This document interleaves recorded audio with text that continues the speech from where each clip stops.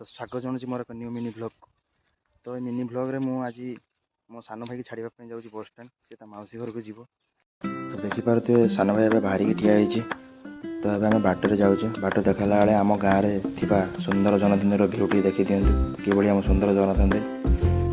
तो अब आम बाटर अच्छे फेर अथर गला बेले बाटर आउ गोटे आम शिव मंदिर एठारे भागवत टुंगी देखिपे शिव मंदिर, श्री बाबा कखरेश्वर शिव मंदिर ताको आम क्रॉस कर जाऊे। एवं आम अच्छे पूरी बाटर बाटर दी भाई आम सांकर गाड़ी जाऊे। एवं आम निज सेल्फी दीटा नहीं कैमेरा देखिपे आम पहुँचा पहुँची उपर देखिपे।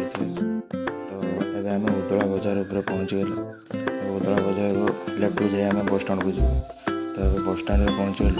तो बस स्टाण देखो बस ठिया आम बस स्टाण पहुँचू। बस स्टाण पहुँचला भाई बहुत खरा हो। तो आम आइसक्रीम दुकान गलु। आइसक्रीम दुकान दुईटा आइसक्रीम किणलु। दुई भाई आइसक्रीम खाइलु।